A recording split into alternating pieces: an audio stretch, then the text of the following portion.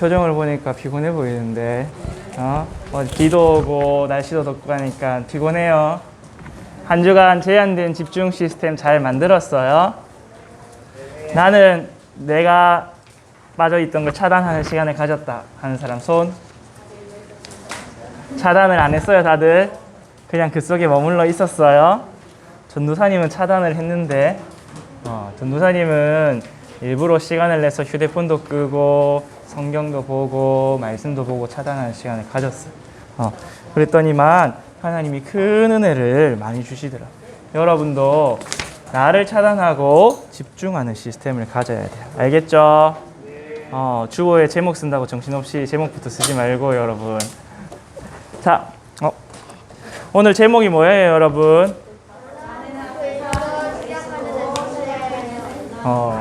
나는 항상 그리스도로 시작하는 렘넌트예요. 항상 그리스도로 시작. 다시 한 번만 더 읽어봅시다. 시작. 나는 항상 그리스도로 시작하는 렘넌트예요. 오늘 보면 제목이 항상 시작이라 되어 있죠.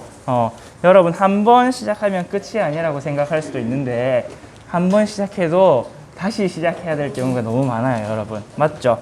그래서 하나님 자녀의 인생 여정은 항상 그리스도 안에서 시작하는 인생이에요. 왜냐하면 오늘 고린도후서 5장 17절을 읽으니까 그런즉 누구든지 그리스도 예수 안에 있으면 새로운 피조물이라 했어요. 여러분이 실수하고 넘어지고 또 지난주에 차단된 제한된 집중 시스템 못 만들었다 할지라도 새로 시작하면 돼요. 그래서 우리는 항상 새로운 피조물이기 때문에 새로 시작하면 되는데, 사실은 성경 속 렘넌트들 또 믿음의 선배들도 다 새로 시작했어요. 아브라함을 보면 맨날 하나님 말씀 따라가다가 안 따라가다가 했지만 늘 단을 쌓으면서 새로 시작했어요. 또 아브라함의 손자인 야곱도 거짓말하고 사기치고 말씀 안 듣고 인본주의 막 쓴다 할지라도 다시 시작했어요. 또 여러분이 잘 아는 다윗도 하나님 앞에 실수를 많이 했죠. 실수를 했는데도 그리스도 언약 붙잡고 다시 시작했어요. 또 신약 시대 보면 베드로도 그랬죠. 베드로도 예수님을 3번 부인하고 욕하고 도망쳤지만 예수님께서 네가 나를 사랑하느냐 하면서 다시 시작했어요. 그래서 여러분은 항상 뭐로 시작하면 되냐? 그리스도로 시작하면 돼요. 항상 그리스도로 시작하는 렘넌트이기 때문에 여러분이 이 응답 받기를 바라요.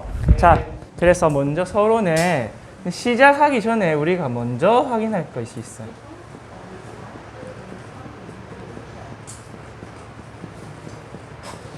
시작 이전에 먼저 확인할 것이.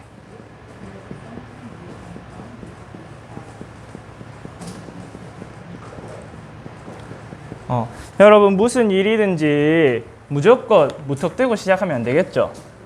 공부를 할 때도 내가 뭘 공부할 건지, 어디까지 공부할 건지, 내가 왜 공부해야 되는지. 또 여러분 전도사님은 운전을 많이 하는데 운전을 할 때도 항상 확인을 해야 되거든요. 기름은 있는지, 차에 고장난 부분은 없는지 확인을 하고 출발을 해야 돼요. 또 어디 먼 길을 갈 때 내비게이션은 잘 찍혀 있는지 확인을 해야 돼요. 근데 여러분 그런 거 확인 안 하고 출발하면 어떻게 될까요? 가다가 기름이 없거나 차에 바퀴에 바람이 빠져 있는데 모르고 출발을 하거나 내비게이션 잘 찍었다 생각했는데 이상한 데로 찍혀 있거나, 그럼 어떻게 돼요? 안 좋은 결과가 나타나겠죠. 그래서 여러분 시작 이전에 항상 점검부터 해야 돼요. 근데 여러분이 뭘 점검해야 되면, 여러분은 여러분이 앞으로 살아갈 인생, 영원한 여정이 남아있어요. 그거를 위해서 미리 항상 점검을 해야 돼요. 그래서 여러분 전도사님이 1월 달에도 이야기를 했었죠. 1월 첫째 주에 뭐 해야 된다고요? 확인과 점검과 방향을 정확하게 하고 출발을 해야 된다 했어요. 그래서 뭘 확인해야 되느냐? 첫째로 내가 누구인지 확인을 해야 돼요. 여러분이 살아가는데 내가 살아가는 거잖아요. 맞죠? 어쨌든 나라는 존재가 있어요. 그래서 나는. 여러분 인생을 사는 내가 누군지 모르면 틀린 시작을 하게 돼요. 그래서 여러분 내가 누군지 알아야 되는데 전도사님 지난주 이야기했었죠. 나는 누구냐? 성삼위 하나님의 형상대로 지음받은 영적 존재야. 나는 누구냐? 하나님의 형상이야. 여러분 한 주간 계속 말씀 묵상했었죠. 하나님의 형상이기 때문에 하나님의 무한한 능력과 지혜를 나타낼 수 있고, 또 하나님께서 나를 이 세상을 정복하고 다스리는 대리 통치자로 임명해 주셨어요. 그래서 창세기 1장 26절에서 28절까지, 또 26절에 보면 하나님이 이렇게 이야기하셨어요. 우리가 우리의 형상과 우리의 모양을 따라 성부 하나님뿐만 아니라 성삼위 하나님의 형상과 모양 우리가 닮았어요. 지난주에도 이야기했듯이 시편 8편 4절에서 5절에 보니까 사람이 무엇이기에 하나님보다 조금 못하게 하나님의 형상을 따라서 지으셨나이까. 여러분 하나님의 형상이에요. 성삼위 하나님이 여러분을 하나님의 형상으로 지으셨어요. 그렇기 때문에 우리 인간은 다른 짐승하고도 달라요. 동물하고도 달라요. 물론 생물학적으로 사람은 동물이라고 하는 사람들이 많지만 그들에게는 하나님의 형상이 없어요. 우리는 하나님의 형상이고, 또 우리는 어떤 존재냐? 우리는 예수 그리스도를 영접했어요. 맞죠? 여러분 다 예수 그리스도를 주인으로 영접했죠? 여러분 요한복음 1장 12절에 예수 그리스도를 주인으로 영접하면 어떤 존재가 된다 했어요? 하나님의 자녀가 된다 했어요. 영접하는 자, 곧 그 이름을 믿는 자들에게는 하나님의 자녀가 되었으니. 또 로마서 8장 14절에서 15절에 보니까 우리가 하나님의 자녀가 되었기 때문에 아빠, 아버지라고 하나님 부른다 했어요. 여러분 그런 존재, 하나님이 우리 아빠야. 하나님이 우리 아빠이기 때문에 걱정할 것도 없고 염려할 것도 없고 이것을 알고 시작을 해야 돼요. 여러분 불신자처럼 나는 앞으로 어떻게 살아야지 시작한다면 어떻게 되겠어요? 내게 있는 건 한 개도 모르고 시작하겠죠. 옛날에 조선시대에 철종임금이라는 임금이 있었어요. 근데 이 임금님은 어렸을 때 어디 살았냐? 저 강화도 산골짜기에서 나무꾼 하면서 살았어. 자기가 왕자인지도 하나도 모르고 그냥 나무꾼 하다가 살았어. 근데 어느 날 왕이 갑자기 죽고 왕의 친척도 없고 이 왕자님이 제일 왕위 계승권이 높은 거예요. 그래서 신하들이 이 왕자님을 산골짜기에서 찾아내서 왕으로 세웠어요. 근데 이 왕이 철종 임금이 왕이 되었는데 어떻게 살았는 줄 알아요? 말 한마디만 하면 밥도 주고 다 할 거잖아요. 근데 밤에 몰래 저 수락관에 가서 간식 뒤져먹다 경비한테 혼나고 맨날 화장실도 어디로 가는지 몰라서 막 자기 혼자 가다가 길 잃어버리고 왕인데 왕이 신분 권세 모르니까 계속 이상한 곳으로 가는 거예요. 그래서 여러분은 내가 어마어마한 하나님의 자녀구나. 자녀의 신분과 권세를 확인하고 가야 돼. 그리고 나는 또 누구냐? 여러분 안에 하나님의 성령이 계세요.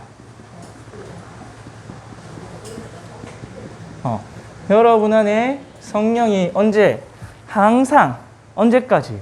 영원히 함께 하신다고 하셨어요. 그래서 나는 어떤 존재냐? 고린도전서 3장 16절에 보니까 나는 하나님이 거주하시는 하나님의 성전이에요. 내 안에 성령 하나님의 계심을 늘 믿고 누리면서 살아가야 돼. 그래서 요한복음 14장 16절에 보니까 성령께서 영원히 우리 안에 함께 하신다고 하셨고, 그렇기 때문에 고린도전서 3장 16절에는 나는 하나님의 성전이다 라고 말씀을 하셨어요. 여러분은 하나님의 자녀고 하나님의 형상이고 하나님의 성전이, 성삼위 하나님이 여러분과 함께 하시면 항상 확인해야 돼요. 자, 그리고 이제 내가 누구인지 알았으면 여러분을 향한 하나님이 계획하신 여정이 있어요. 여정은 쉬운 말로 여행이라고도 하는데, 여행은 그냥 갔다가 오는 거예요. 근데 여정은 내가 목적지까지 가는 모든 과정을 말해요. 그래서 하나님이 나에게 여정을 준비해 주셨어요. 근데 그 여정은 가장 좋은 여정이에요. 그게 뭐냐? 하나님은 나를 남은 자로 부르셨어요. 어떤 남은 자냐? 이 시대에 복음을 회복하고 전달하는 남은 자. 근데 여러분, 이 시대에 복음 가진 사람이 얼마나 없냐면요. 하나님이 그 중에 10분의 1이 남아있어도 그것도 없어진대요. 이 시대에 복음하는 사람이 전 세계에 10분의 1도 안 돼요. 10분의 1도 안 되면 얼마나 될까요? 바로 0.1%. 0.1%면 몇 명 중에 한 명인 줄 알아요, 여러분? 1000명 중에 한 명, 1000명 중에 한 명. 10명 중에 한 명, 100명 중에 한 명도 아니고 1000명 중에 한 명. 그래서 남은 자라고 했어요. 이사야서 6장 14절에 보니까 그루터기만 남아있는데 그 그루터기가 거룩한 씨가 돼서 복음을 회복한다고 했어요. 그렇다 보니까 여러분은 남았기 때문에 어떻게 되냐? 여러분은 남는 자가 될 거예요. 어떤 남는 자나? 하나님이 주시는 능력 회복해서 남는 자. 그래서 앞으로 남을 거예요. 끝까지 살아남을 거예요. 그래서 이 흑암 문화, 빼앗긴 문화를 회복하는, 문화 회복하는 자. 그리고 전도사님 지난주 집중훈련 때 보였죠. 여러분은 바톤, 복음의 바톤을 전달하는 남길 자예요. 그래서 여러분이 미래를 회복할 거예요. 우리 찬양 가사 중에 보면 미래를 잃어버린 자들에게란 말이 있죠. 이 세상 사람들은 지금 미래를 다 잃어버리고 있어요. 어떻게 살아야 될지, 무엇을 살아야 될지도 모르고, 또 앞으로 많은 똑똑한 사람들 이야기를 지구에 막 환경오염이 많이 돼서 지구가 망한다 이런 이야기도 하고 있죠. 근데 여러분은 복음을 회복하고 능력을 회복해서 빼앗긴 흑암 문화를 빛의 문화로, 그리고 앞으로 다가올 재앙시대를 막는 남은 자, 남을 자, 남길 자. 이 사실을 여러분이 항상 기억하고 출발을 해야 돼요. 알겠죠? 그리고 여러분 또 어떤 사람이냐? 여러분은 모든 것을 수용할 수 있어요. 수용한다는 말은 받아들인다는 말이에요. 받아들이는 거예요. 누가 나한테 욕했어. 괜찮아. 엄마 아빠가 나한테 잔소리했어. 괜찮아. 상관없어. 그래서 그것을 뛰어넘을 수 있는 초월하는 순례자예요. 순례자는 어떤 사람이냐? 한 가지 목적을 위해서 모든 것을 수용하고 초월해서 끝까지 걸어가는 사람이 순례자거든요. 그래서 모든 것을 수용하고 초월하는 뭐를 가진 순례자냐? 기도의 비밀을 가진 순례자예요. 기도로 모든 것을 해결할 수 있는 비밀을 가지고 끝까지 걸어가는 사람. 순례자기 길을 가다 보면 이상한 사람, 좋은 사람, 이상한 일, 좋은 일, 나쁜 일, 갖가지 일들이 다 일어날 거예요. 근데 그거 상관없이 끝까지, 왜? 목적지가 있으니까. 그 순례자예요. 어떤 목적지를 가느냐? 여러분은 하나님이 여러분을 빛으로 부르셨어요.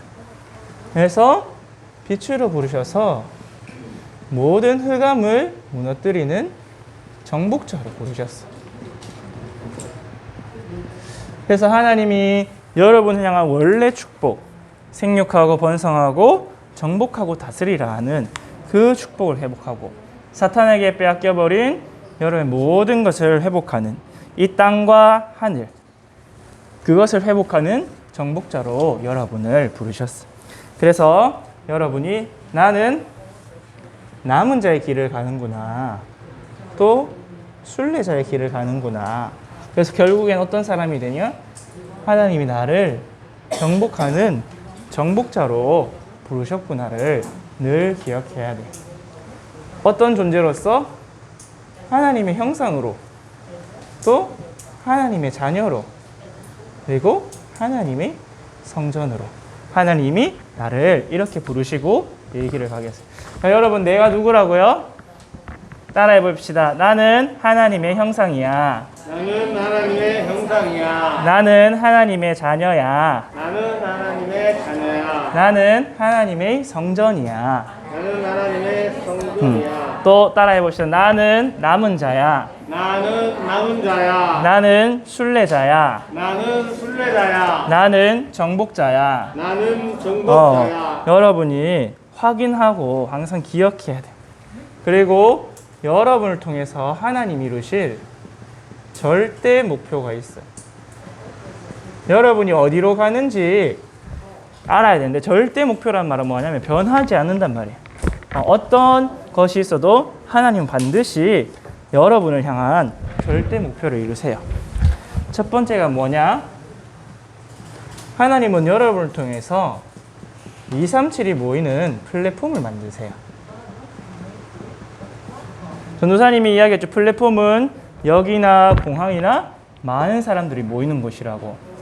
근데 앞으로는 하나님이 여러분을 어떤 사람 만드냐? 237 나라의 사람들이 모여드는 플랫폼으로 만들었어요. 여러분 한 사람 한 사람의 플랫폼. 여러분 뒤에 보세요. 우리 인도네시아에서도 인도에서도 237에서 오셨죠. 이렇게 우리 교회가 플랫폼으로 응답받은 것처럼 성경 속 7 엘리멘트들이 다 플랫폼이었어요. 요셉을 보세요. 요셉한테 쌀 사러 237 나라 사람들이 다 왔잖아. 맞지? 다윗 시대 때도 그 주변 나라들이 다 다윗 나라로, 그 아들 솔로몬 시대에는 저 아프리카에서도 몰려들었거든요. 여러분은 하나님 앞으로 237이 모여드는 플랫폼이에요. 그리고 또한 여러분은 하나님 어떻게 준비하고 계시냐? 이 세상에 많은 사람들이 병들어 있고 병들어 가고 또 앞으로 병든 사람이 더 많아지고 또 잘못된 길로 가는 사람들이 점점 많아지고 있어요. 그래서 어떤 사람은 범죄로, 어떤 사람은 중독으로, 어떤 사람은 타락으로 그렇게 돼요. 그 사람들 살리는 빛을 비추는 파수망대. 파수망대는 어떤 것이냐? 적이 오는 것을 알리는 사람이 있는 거죠. 그래서 파수꾼을 세운다 하죠. 또 어떤 데는 너무 위험한 지역이라서 위험에 오는 사람들을 살리는 것이에요. 등대를 세우거나 안 그러면 산불이 자주 나는 그 산불 감시소를 세우고 높은 곳에서 적이 오는 것, 위험한 것을 보고 항상 깨어 있는 사람이에요. 그래서 파수꾼의 가장 중요한 것은 24시예요. 24시 깨어서 문제가 없는지 하는 거예요. 하나님 여러분을 24시 기도의 파수꾼, 24시 말씀의 파수꾼, 빛을 비추는 등대와 같은 파수꾼으로 여러분 부르셨어요. 그래서 여러분이 내가 이렇게 돼야지가 아니에요. 하나님 이미 이렇게 정해놨어. 내가 이렇게 될 거구나 알고 있기만 돼요. 그리고 여러분 어떤 사람이냐? 저 눈에 보이지 않는 보좌의 능력을 전달하는 안테나예요. 여러분 안테나는 눈에 보이지 않는 전파를 잡아서 보이게 만들어주잖아요. 맞죠? 여러분이 쓰는 스마트폰, 여러분이 보는 TV가 다 안테나를 통해서 전파를 받아서 쓰거든요. 근데 여러분은 어떤 사람이냐?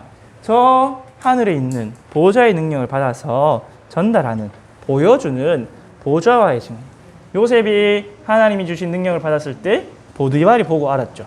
또 바로 왕이 이 사람만큼 하나님의 신에 감동된 사람을 본 적이 없다.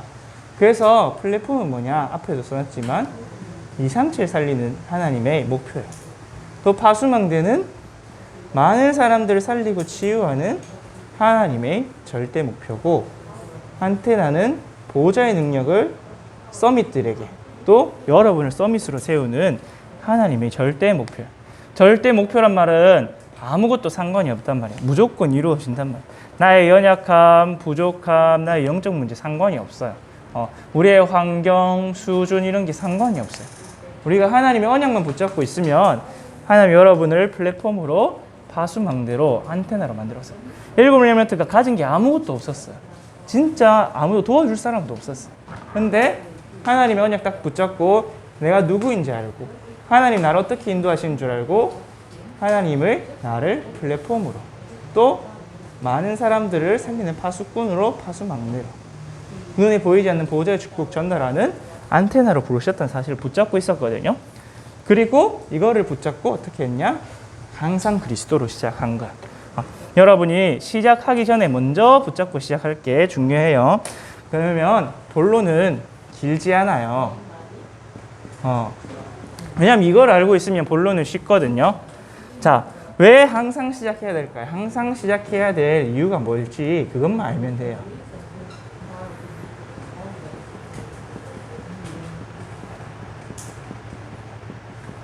항상 시작해야 될 이유만 딱 기억하고 있으면 돼요.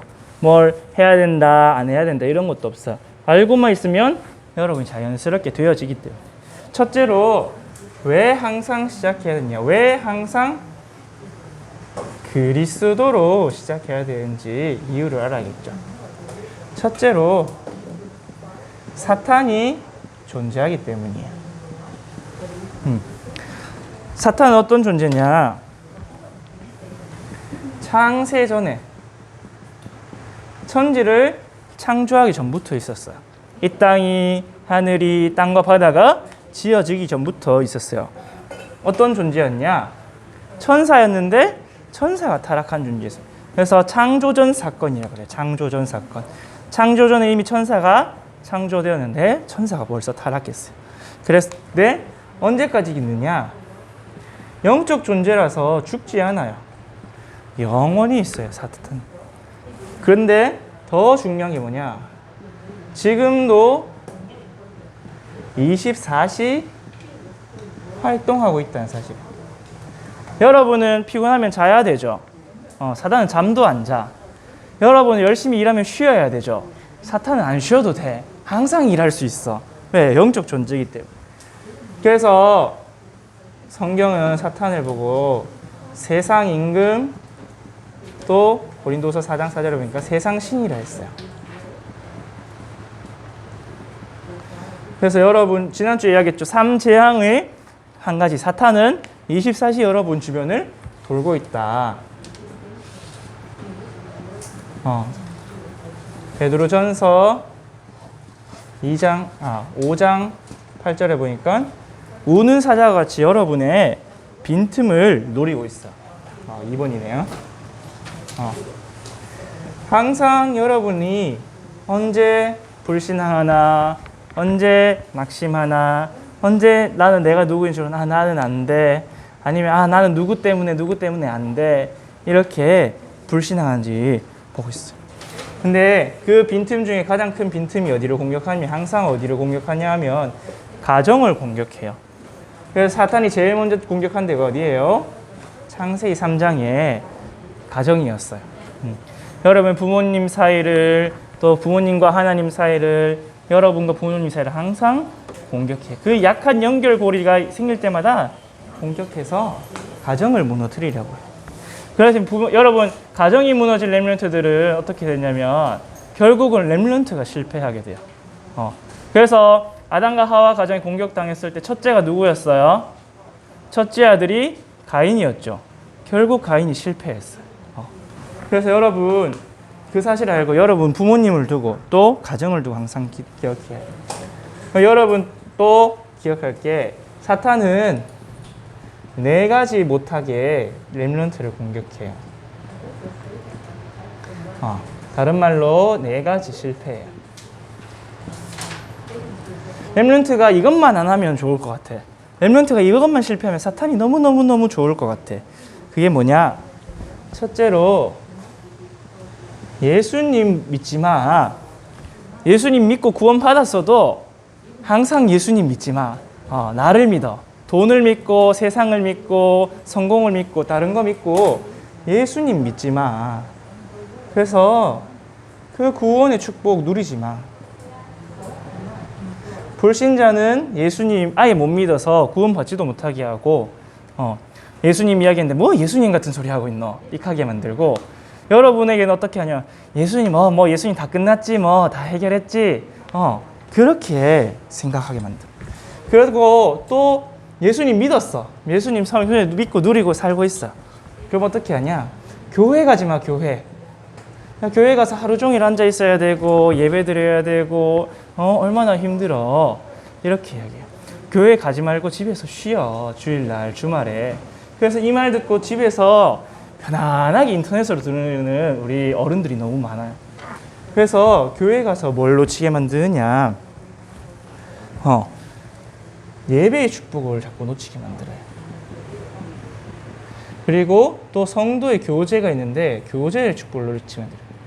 어제 메시지도 하는데 히브리서 10장 25절에 보니까 말세, 우리가 마지막 날이 되어가면 갈수록 자꾸 모이기를 패하는 나쁜 사람들이 됩니다.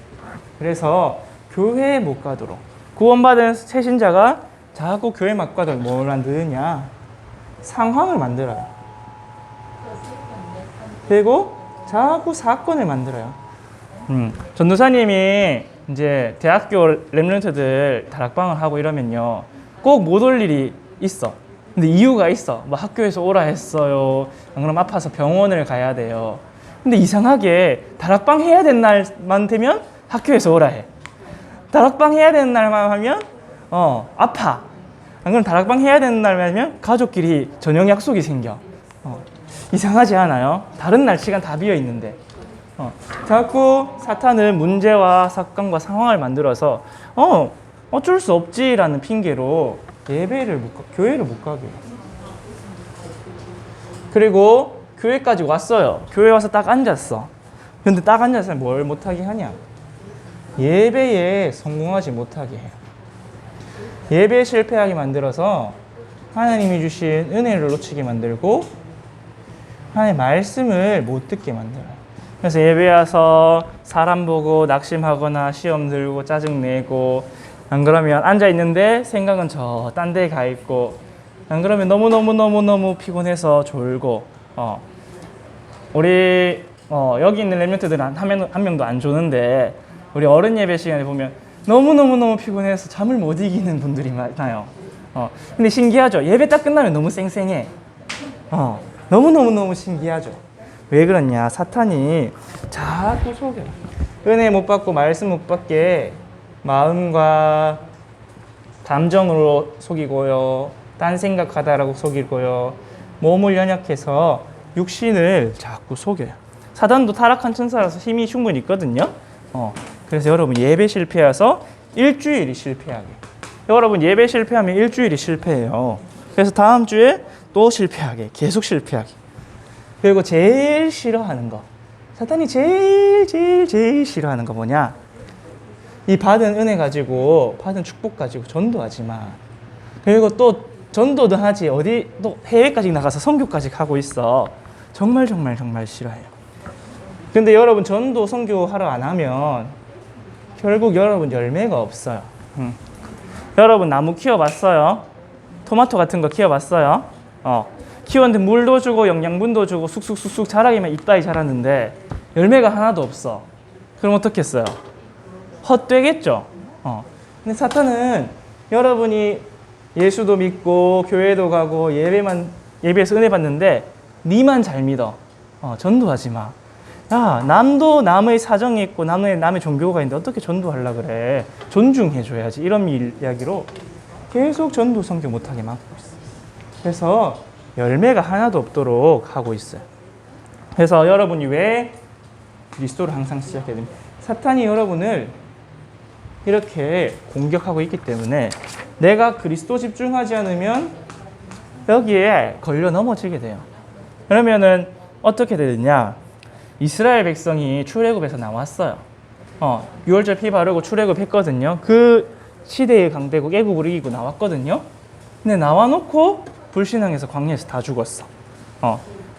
구원은 받았는데 정복은 못했어요. 딱 두 사람만이 여기 안 걸려 넘어졌어요. 어떤 사람이냐? 매일 그리스도 어린 양 피 단 언약 붙잡은 여호수아 갈렙. 여호수아처럼 갈렙처럼 언약 붙잡고 항상 피제사, 성막, 언약궤, 그 다음에 세절기, 이 비밀을 누린 두 사람만이 가나안 땅까지 들어갔어요. 여러분이 중간에서 실패하지 않으려면 사단이 항상 공격하는 거 알고 항상 그리스도 붙잡아요. 그래서 이 그리스도가 어떻게 돼야 되냐? 나에게 생활이 돼야 돼요. 생활. 주일날 안 그러면 내가 집중할 때 잠깐 하는 게 아니라 생활화가 돼야 돼요. 생활화. 다른 말로 24시 그냥 생각나고 누려져야 돼요. 여러분 어떻게 하면 하냐? 그리스도를 깊이 넓게 높게 알아가면 돼요. 근데 여러분 이미 그 속에 있거든요. 여러분 예배 드리고 저녁 예배 드리고 집중 훈련 하죠. 계속 그리스도 말씀이 선포되잖아요. 그러면은 여러분이 어떻게 했냐? 그리스도를 알아갈수록 성부, 성자, 성령, 성삼위 하나님이 믿어지고 누려져요. 전도사님이 늘 하는 성경 구절 있죠. 로마서 10장 17절. 그리스도의 말씀을 들을 때마다 믿음이 생기고 믿음대로 역사가 일어나요. 그래서 어떻게 되냐? 이게 그리스도가 믿어지고 누려서 생활화가 되면 내가 있는 곳에 하나님이 역사하세요. 여러분이 있는 가정, 여러분이 있는 학교, 여러분이 있는 학원 현장에 내가 있는 곳에 성삼위 하나님이 이제 내가 누리는 것이 아니고 실제로 역사하세요. 그래서 대표적으로 한 사람을 들면 창세기 39장 2절에서 5절에 보니까 요셉이 이 축복을 누렸는데 막 밭에도 복이 일어나고 요셉이 하는 모든 일에 업의 축복이 일어났어. 업의. 그럼 당연히 어떻게 돼요? 요셉이 현장에서 증거가 나타나서 증인이 되었어요. 그래서 창세기 41장 38절을 보니까 왕이 보고도 내가 여호와의 신에 감동된 사람을 본 적이 없다. 이 사람만큼 본 적이 없다. 그렇게 돼요. 그래서 그리스도가 증거가 나타나고 결국은 어떻게 됐냐? 그리스도가 나의 주인이 되는 그 응답이 나타나는데 그 주인이 되는 걸 보고 나의 현 주소라 그래요. 조금 어렵죠. 그래서 영적 상태라 그래요. 내가 어느 상태에 있느냐 그게 딱 결정이 돼요. 여러분, 나의 현 주소가 따라서 모든 결과가 따라와요. 세상 모든 것들은 영적인 것이 먼저 나타나거든요. 그래서 사도 요한은 이렇게까지 기록했어요. 요한 3서 1장 2절에 보니까 사랑하는 자여 네 영혼이 잘된 같이 범사가 잘되고 네가 강건하기를 내가 간구하노라. 불신자는 어떻게 되냐? 구원받지 못하는 불신자는 간단하게 말해서 12가지 문제, 함정과 틀과 올무에 걸려서 결국에는 망해요. 성공한 불신자처럼 보이지만 망해요. 한번 보세요, 여러분. 유명한 배우들, 유명한 부자들, 유명한 작가들, 막 노벨상 타는 사람도 자살하고, 안 그럼 중독으로, 약물 중독으로 죽고, 한번 보세요. 결국엔 망하는 인생. 근데 문제는 뭐냐면, 구원은 받았어요. 구원은 받았는데, 내가 주인이야. 주인이 나야. 이렇게 그림 그려보면 예수님 내 안에 있긴 있어요. 근데 손님이야. 여전히 주인 자리는 내가 주인이야. 이렇게 되면 어떻게 하면 삶 재앙을 이기질 못해요. 그래서 결국 어떻게 되냐. 아까 전에 광야 백성처럼 돼요. 평생 광야 생활 하다가 죽는 인생이 되어요. 내 한계 속에 갇혀 살겠죠. 늘 되는 듯 안 되는 듯 해서 안 되는 나로 살아요. 그런데 오늘 이것처럼 그리스도가 주인 되시면 어떻게 되냐? 여러분 마음속에 예수 그리스도가 주인 되시고 내가 딱 그리스도에 순종하고 복종하면 어떻게 되냐? 여호수아 갈렙처럼 또 렘넌트 7명처럼 세계 복음화하는 내가 되어요.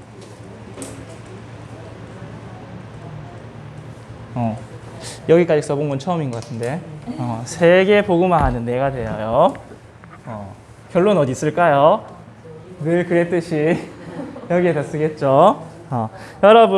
여러분이 딱 그리스도가 주인 되면요, 삼재앙이 나를 이기지 못하고 오히려 세상에 정복되기 시작해요. 그래서 이것이 다 회복되기 시작해요.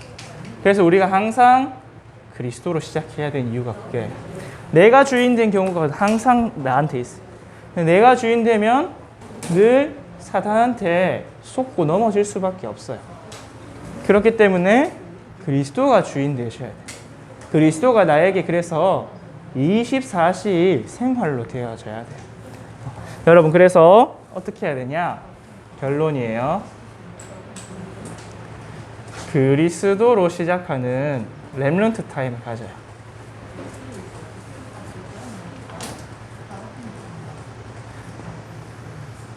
렘넌트 7명이 항상 이 타임을 가졌어요. 구약시대 사람들, 특히 포로시대 이전 사람들은 늘 피제사 드렸어요. 성전에서. 또 포로로 잡혀간 사람들은 성전에 못 가잖아요. 그러니까 성전을 향해서 늘 정식기도를 드렸어요. 다니엘과 세 친구처럼. 그리고 신약시대 사람들은요, 예수님 시대 사람들 성전에 가서 기도하고 교회에 모여서 기도하고 늘 그리스도 붙잡는 렘넌트 타임이 있었어요. 여러분 조금 중요한 것이 예수님이 보여주신 3가지 산에 올라가야 돼요. 여러분도. 첫째가 변화산이에요. 변화산 어떤 곳이냐? 예수님이 중요한 제자 3명을 데리고 갔어요. 높은 산에 올라가서 딱 모세, 엘리야, 예수님 이렇게 보여줬어요. 모세는 이스라엘에서 율법의 최고예요. 엘리야는 이스라엘에서 능력의 최고예요. 근데 그게 딱 사라지고 모세도 사라지고 엘리야도 사라지고 예수님만 보여주는 그런 체험을 했어요. 제자들이. 전도사님도 말씀 들으면서 말씀 준비하면서 그런 회개를 했어요. 나도 우리 렘넌트들 볼 때 어떨 때는 모세처럼 이건 이러면 안 돼. 우리 렘넌트들은 예배 잘 드리고 기도 잘하고 다다다다다다닥 다 잘해서 성공해야 돼. 이런 모세처럼 볼 때도 있고 또 어떨 때는 엘리야처럼 하나님 막 성령으로 충만케 해서 안 되는 거 불가능한 거 다 무너뜨려주면 얼마나 좋을까. 이럴 때도 있었던 걸 발견했거든요. 근데 그게 중요한 게 아니고 오직 예수 그리스도 되는 게 제일 중요했어요. 그래서 여러분이 변화산에서 나의 틀린 것 버리는 시간 가져야 돼요. 여러분 조금 어렵지만 기억만 하고 있으면 돼요. 나에게 갈보리산의 시간표가 필요해요. 예수님이 십자가와 부활. 오늘 요한복음 19장 30절에 다 이루었다고 완전히 확인하고 결론 나서 내게 붙잡히는. 그렇다면 다 끝내기 때문에 감람산에서 하나님이 주시는 절대 응답, 절대 목표를 확인하는 세계복음화의 언약, 내가 앞으로 어떻게 살아갈 것인가 확인하는 감람산의 시간이 필요해요. 하나님이 약속하신 성령 충만과 세계복음화의 언약 붙잡고 가는 거예요. 그래서 여러분 3가지 집중. 주보를 보세요. 주보에 다 적어놨어요. 전도사님이 길어질 것 같아서 일부러 주보에 빡빡하게 적어놨어요. 주보를 보면 3가지 집중이 있어요. 첫째로 지난주에 여기 제한된 집중을 해야 돼요. 잘못된 것을 차단하는 제한된 집중을 해야 돼요. 왜냐하면 여러분이 살아가는 세상은 마귀가 주인된 세상이고 사단은 24시 여러분을 노리고 있고 여러분은 죄 가운데서 태어났기 때문이에요. 그래서 차단하는 제한된 집중을 해야 되고 그래서 나에겐 그래서 오직 그리스도, 오직 하나님의 나라, 오직 성령 충만밖에 없구나. 그것을 딱 붙잡는 선택적 집중이에요. 선택이란 말은 무엇을 딱 선택하는 거죠.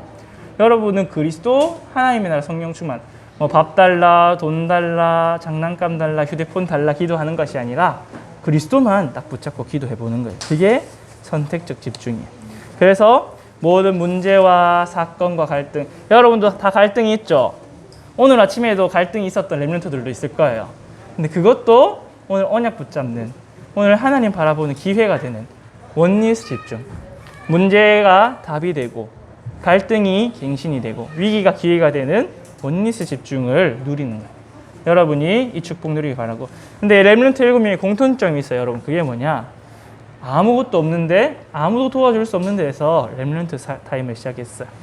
요셉도 노예로 갔고 다윗도 목동으로 있었고 사무엘도 성전에서 혼자 있었어요. 우리 초대교회 사람들도 아무것도 없이 오히려 핍박당하고 죽어가면서까지 언약을 붙잡았어요. 왜? 내가 가지고 있는 게 뭐 있으면 안 돼. 누가 도와주면 안 돼. 그게 배설물이에요, 사실은. 내가 오직 되지 못하게 방해하는 방해물이에요, 걸림돌이에요. 내가 가진 재물, 내가 가진 능력, 내 주변에 많은 사람들이 오히려 어떤 거냐? 내가 오직 그리스도로 시작하지 못하게 붙잡고 있는 것들이 돼요. 그래서 바울이 그걸 보고 배설물, 똥이라고 했어요, 똥. 여러분, 그래서 nobody, nothing의 축복을 해요.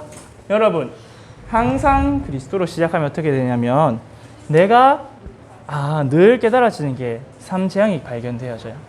그리고 그 속에서 오직 그리스도로 나는 구원받은 존재구나를 발견돼요. 근데 시작을 안 하면 어떻게 되냐? 잘 되고 있는지 못 되고 있는지 몰라. 그래서 여러분 항상 시작. 오늘 그래서 시간을 정하세요, 여러분. 렘넌트 타임. 오늘 질문해 보면 나의 렘넌트 타임을 정해보라고 했어요. 여러분 렘넌트 타임을 정해서 시작하다 보면 항상 시작하는 그 축복을 누리게 됩니다. 우리 기도하고 주기도문으로 마치겠습니다. 기도합니다. 하나님 아버지 감사합니다. 하나님 나를 세계 복음화하는 남은 자로 순례자로 정복자로 불러주셔서 237 나라 살리는 플랫폼으로 또 병든 자 살리는 파수망대로 서밋들을 살리는 안테나로 세워주실 줄 믿습니다. 우리가 하나님의 형상대로 지음받았고 구원받은 하나님의 자녀이고 또 하나님이 거하시는 하나님의 성전인 사실을 늘 기억하며 오직 그리스도로 시작하는 렘넌트 타임을 가지는 우리 선교제 10개 모든 렘넌트 되도록 축복하여 주옵소서. 하나님께서 응답하시고 역사하실 줄 믿사오며 예수 그리스도 이름으로 기도합니다. 아멘. 하늘에 계신 우리 아버지여, 이름이